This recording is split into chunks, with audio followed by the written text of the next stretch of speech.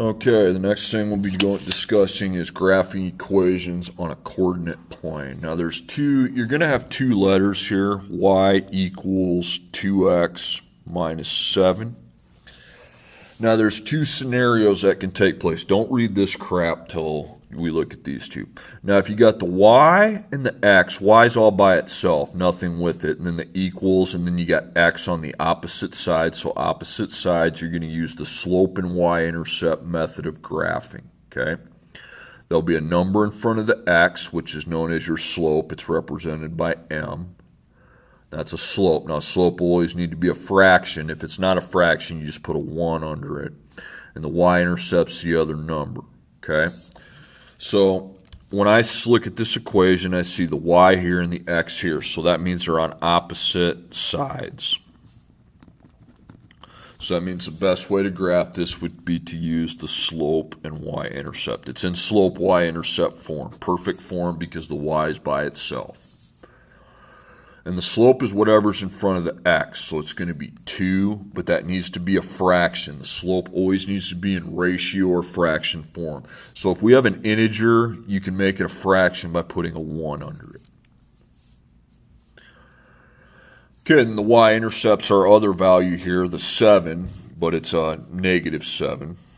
So that's my y-intercept. So I know what they are. Now here's how to graph the line using them. The y-intercept is first, okay? It's either up or down. So it's negative 7, so it's logical to think it'd be going down. So that's down 1, 2, 3, 4, 5, 6, 7. That's your y-intercept. It's like your beginning. Okay, then you use your slope to move from the first point. Now it's either up or down, so 2 is positive, so I would think that would be up. And then we always go to the right. But it's from the first point. That's key, okay? From the first point, not from the middle. So you go from here and you go up to right 1. You can do it again if you want. Up to right 1. You only need 2 points, but okay. And then it's just a plain old equals. So just make your line.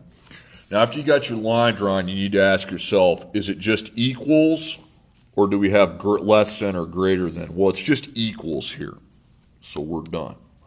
Okay, if you have greater than or less than, you got to do a test. Okay, next one, 2x minus 3y equals negative 6. So it looks like on this one, they're not on opposite sides, they're on the same side. So when they're on the same side, we want to set up our xy intercept table. So if you forgot how to set that up, you make an XY table, you're going to be putting 0 for X here, and then you'll figure the Y out, and then 0 for Y here, and you'll figure the X out. Now, copy your equation down twice. So 2X minus 3Y equals negative 6, twice. Now eliminate the letter that's 0 each time. So here the x is 0, so I can eliminate the 2x here. And if the y is 0, we can take away that minus 3y. And now you simply just dot and divide. So dot, divide by negative 3. Negative 6 divided by negative 3 is 2. So if x is 0, y is 2.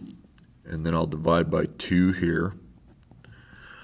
So negative 6 divided by 2 is negative 3, okay? And now you simply graph them, okay? So you're going to stay on the x. Remember, this is the x and this is the y. So you're going to stay on the x and you're going to go up 2 on the y. And then you go back to the middle. Now the x is left or right, so you're going to move left 3. And then you stay. Back to the middle, though. So left, 1, 2, 3, and stay.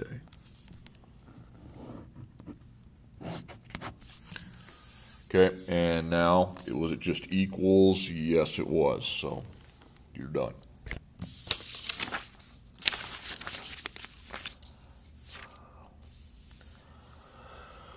Okay, my next problem. Now we have less than, so we circle that sign, and the y is here, the x is here, so they're on opposite.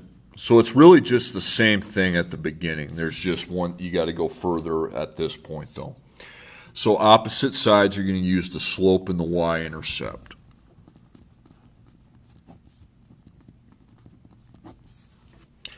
Okay, so the slope again is whatever's in front of the x. mx. M means your slope. mx and b. So m, so negative 1 over 4. That's already a nice ratio, so I'm good. And the y-intercept would be positive 5. Okay, now the y-intercept is first, so that looks to be positive, so it would make sense that I would go up. So 1, 2, 3, 4, 5, 1, 2, 3, 4, 5.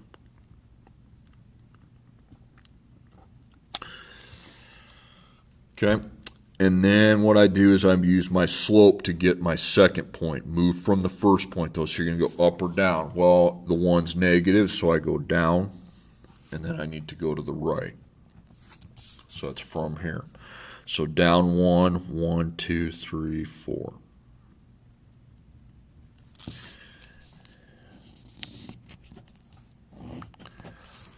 Now, you did not just have an equals, okay? You had this less than sign. So if it has a less than or greater than, you need to do the following. You need to mark where 0, 0 is on your graph. Because see, the line just represents the equals part. Now we need to account for the sign part, the less than. See, when it's just equals, we leave our line and say, I'm done. I found out those are all the x, y points that make one side equal to the other. But with the less than, you got to do a true, false. So again, mark where 0, 0 is. It's right here. Just put x equals 0, y equals 0. It's always going to be there. That's the best. You can pick any point, but that's the best point to pick. Now replace each letter with 0. So scribble out that y and put 0. Now that x, you need to parenthesize it before you scribble because there's a number right in front of it, and then put 0. Okay? Now write what you have. You have 0. You have the sign. You have your negative 1/4. You have parentheses 0 plus 5. Okay, now do your math. It's really easy. You just have your 0, the sign. I know that's a fraction, but what's anything times 0? Anything times 0 is 0. And if I add 5, it's going to be 5. Okay? So does the nose point, now see if it's true or false. Does the nose point towards a smaller number? Yeah, it does. So that's true. 0 is smaller. Okay? Nose should point towards the smaller. So all I do is go where that middle point's at and put T. And then this is our dividing line. Go to the other side of it and put false. That's all you have to do. Any point, any combination over there is true. Other side's false. Okay, now the next one. 3x minus 4y greater than or equal to 48. So, looks to me like this time they're on the same side.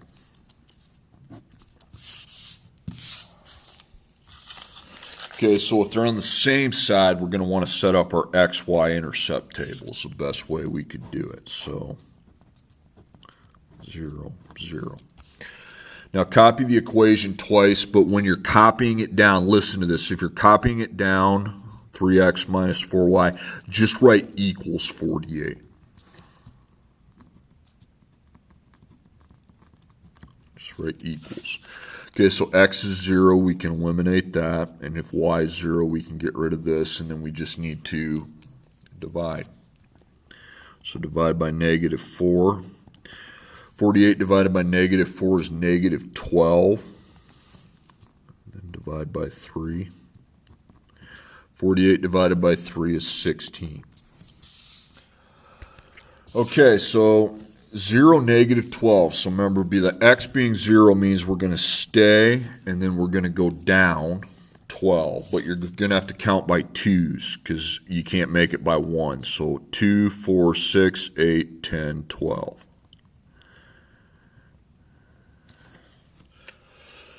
Okay, now I'm going to graph 16, 0. So I go right or left on the x. So I'm going to go right. And then the 0 means stay.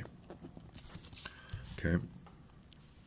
So I go right 16, but I need to go by twos. 2, 4, 6, 8, 10, 12, 14, 16. Just made it.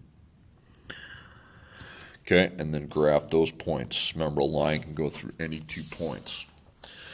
Now, did you just have equals? No, you didn't. There was a greater than with that. So we need to mark where 0, 0 is.